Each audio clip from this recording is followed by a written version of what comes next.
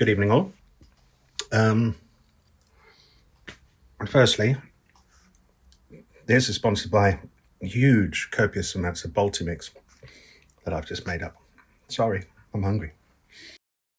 This is most people won't know, but this is a first pressing box set that was released in the UK and I think Australia, maybe Canada, some of those home territories. Ooh, look what I've got. I've been waiting for one of these for a while. This all looks good. Oh!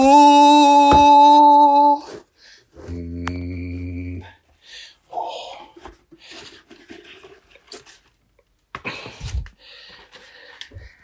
That's gonna need some work. Ooh. I'll have to leave that with me. Yeah. Ooh. Yeah, definitely needs some conservation on that one. You'd get it, you'd listen to it. A lot of the press would have maybe received this. And it is a 2U, which is the earliest matrix stamping, a 2U on both sides. Although mine has what seems to be a green label, which is the second batch. After about 1,000, they swapped from a red apple, the sleeve, to a green apple. Let me show you what I'm going on about. Ooh. Okay. So here it is. I'll bring it over here. And it came with a booklet,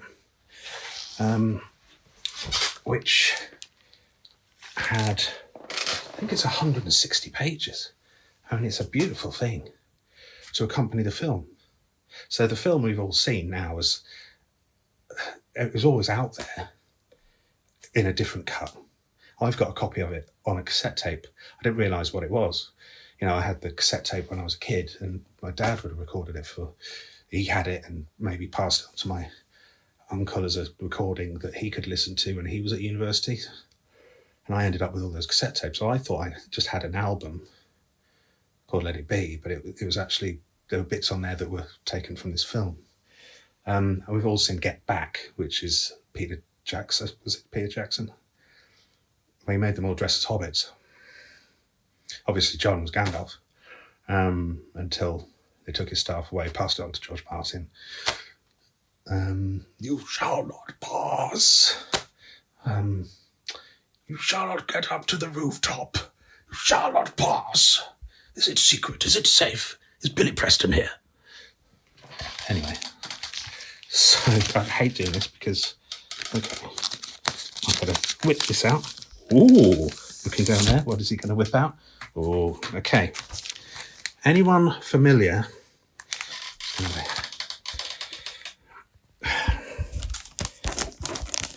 Now, that, to me, to you, to me, Barry, would you say, because obviously it looks like a green apple, but it's also got red coming through. So I need to do some research on that because it might be a bad print or something that's faded. I've got a red apple version up there as well, but it's an American release.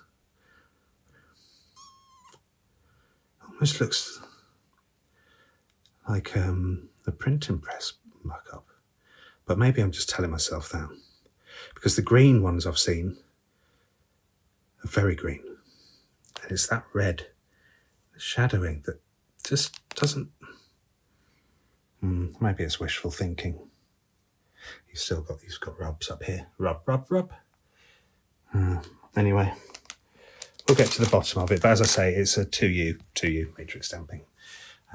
Most of you won't care about that, but this is what I'm working on. This is a sort of a passion project for me. It was cheap for. It was cheap for what I paid and what I think it's worth because the brochure, the record's very good, the sleeve's good, the outer sleeve is very good, the brochure's really lovely. People that pay 90 quid just for the brochure. But I would have done. I did. But it came with all the other stuff. Anyway, I'm going to carry on. I'll keep you updated. Smile, people. I'm just tired. How are we?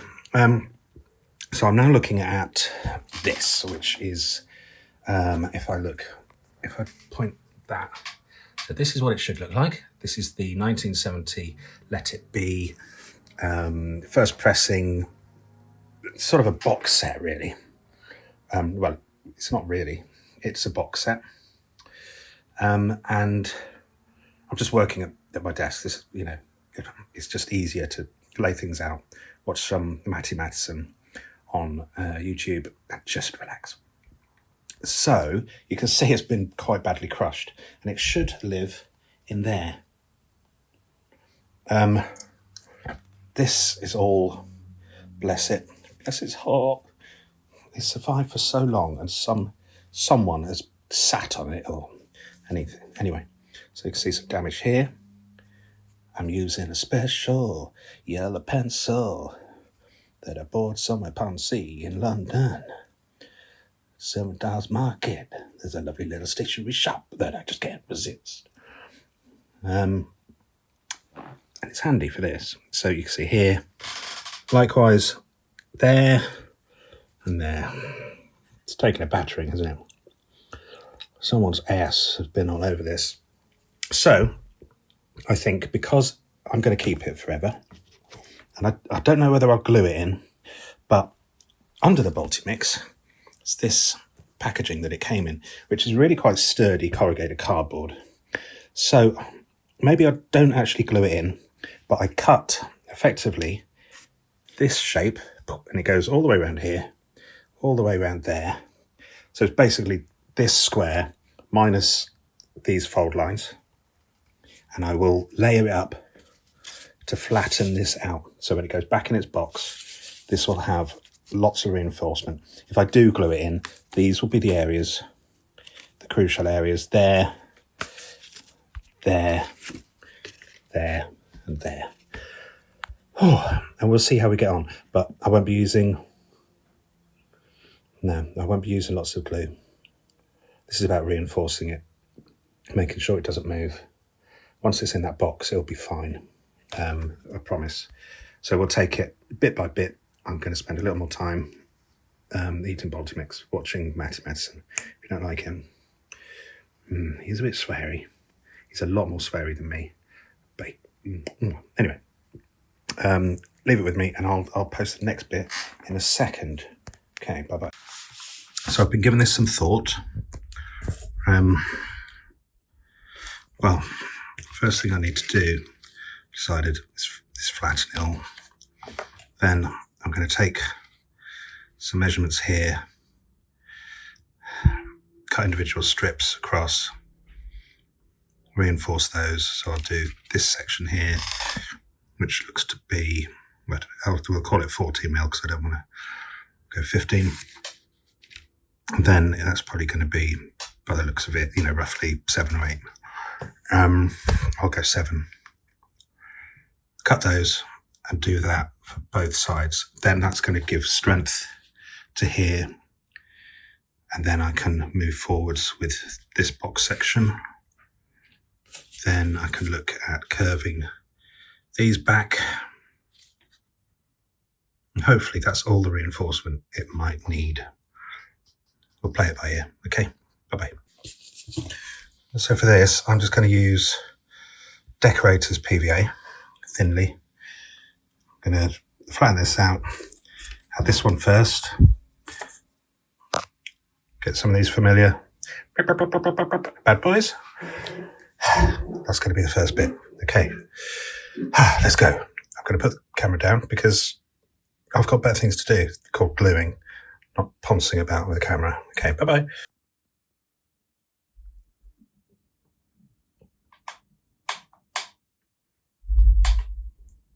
There we go. First side. Well, I've got double tape working again, which is handy. Okay, so a little update. I've managed to get some reinforcement into behind this area. I'm not going to lift it up because there's still bits drying. So this strip here is reinforced, this edge, and then this top edge, that's on both sides. Okay, now I'm using sort of guidance imagery. I guess I'm going to have to show this stuff. If not, sorry, I've got my fingers in the way again. Oh, sorry everybody, because that goes there. 1 second. Sorry. Normally I'm using a tripod, so it's sort of out of the way. Yeah, using these as reference photos. It's quite handy. So on here, you'll see that this bit, if you can see my mouse cursor, probably not, there you go. It's along there and down the bottom here. There you go, make it nice and big. Now I'm wondering, so I've just squeezing, so under here I've got some I'm videoing. Sorry, my son's just come in. Oh, he's got his top off. Did he know where my little pouch is for my Oh, little pouch for the tooth fairy. So we've lost another tooth today, haven't we, darling? It should be in my... Don't touch that, darling. Very precious. Almost as precious as you. It's in my bedroom somewhere, but it might be in like the drawer with my pants, that kind of thing. Yeah. Tell Mummy to have a look, but it's on that unit somewhere. Oh, I will definitely cut that. There's no way he's as precious as a Let It Be box set. Anyway, back to this. So you've got these areas here. I've just got a flat surface under there.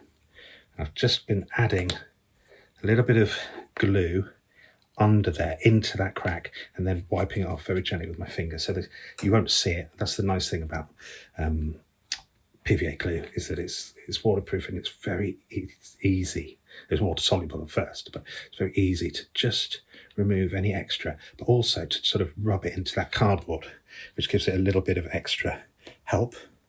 I've done that there. I've still got to do these edges up here. Now I'm thinking what best to do. Now I've got some conservation tissue paper in black, which I could add in. Maybe I'll do a test on the corner to see how it looks. And I'm only going to be doing tiny, tiny amounts. How far do I want to take it? This is my copy, and I've wanted it for a long time. So adding that on would reinforce the surface only a tiny bit. I'd pink the edges so that they're stronger. They wouldn't tear. But then how far do I go? Do I end up getting the pen out? I don't want to make it look perfect. So I'm never going to add so much to it that it looks better, right? But it would be nice to maybe add a bit of light charcoal just to dull these tears down. I feel like I owe it something because some idiot sat on it or did something to it. I don't know if you can. There's a lot of creasing here. Tear. I mean, it is very common on these. I just watched an expert open their copy, and he said it was more or less sort of mint, except for these areas, because people would leave the booklet in there, and then it would move around, and inevitably something would happen. That's the other thing. How am I going to store it? Where am I going to store it? It sort of sits with records, but it can't be like your normal box set that you just pop in with your records. I'm going to have to make I think I'm going to have to make a little hard box for it to slide in. Slipcase or something. There's a challenge. Always love a challenge. So I'm still going. Now I've touched these bits up, and where's my yellow pencil? Okay, so you can see here, but it doesn't look, I mean, that's in the light, extreme light. But I feel that I have to put a reinforcement there because it was torn. It's very difficult to get enough surface area on it to give it a proper repair. So I've done it here as well, and here, and there it looks a lot better. I'll burnish it from behind, which means I'll turn it over and I'll rub from the back. I'll rub from the backside. I'll rub from the reverse, which will hopefully flatten that a little bit. It's like ironing it out, but by using something hard to force the two surfaces into a more even appearance. And now what I'm doing is, again, because these bits of damage are really caused by someone's stupidity or carelessness or just an accident.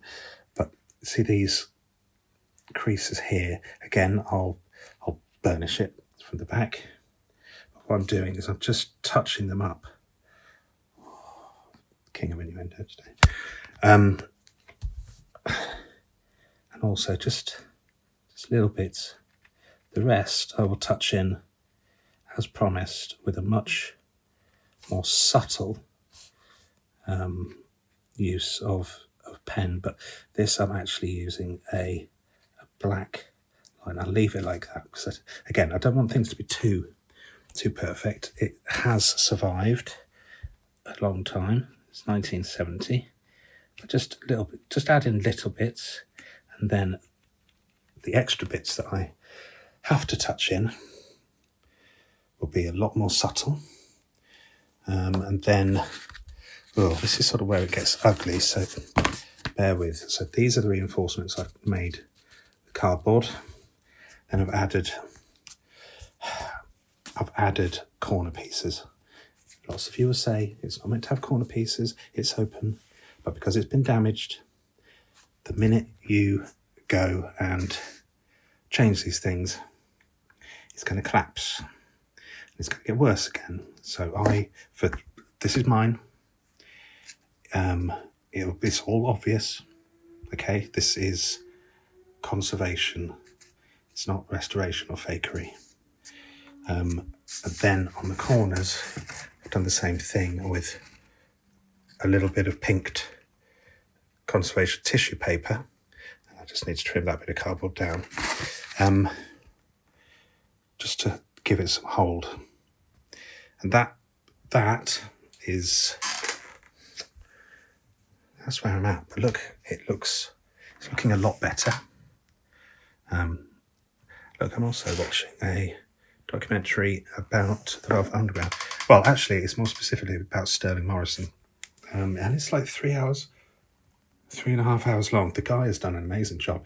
His name is Cam Forrester. If you don't mind me calling him out, Cam Forrester.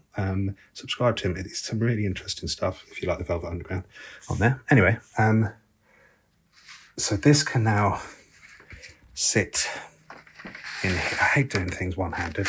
Should be more careful, but I will just hopefully show you how this can start to assemble itself. Oh, it just seems so clumsy. Actually, I think it's that way around. Oh, bear with.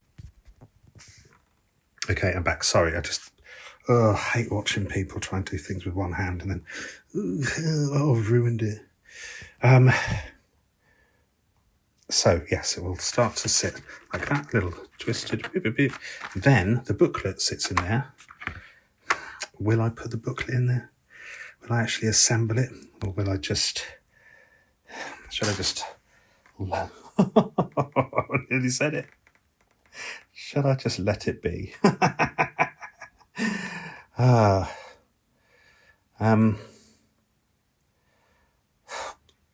These are things I need to think about. You know, I mentioned earlier the slipcase. Maybe there's a booklet, there's the final bit, and there's this that doesn't have anything in it, but it does sit there separately. I'm not a bookcase kind of, I can't make that, but then I'm not, I wasn't a luthier. I wasn't a vinyl case restorer. I'm still neither of those things, but at least I gave it a go. Ooh, I'll have to think about it. Okay, I think I'm going to carry on this evening.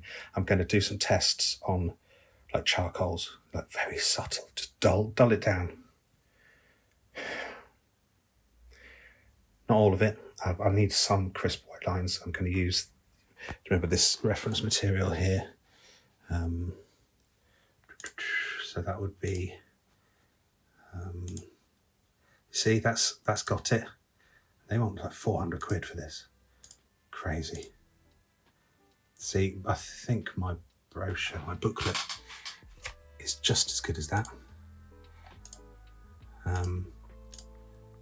There you go. Where's the case? See, this is quite, oh, there you go. So it's, yeah, it's got some of this white creasing. Oh, very similar damage there. Very similar damage there detected. That's an interesting one. Yeah.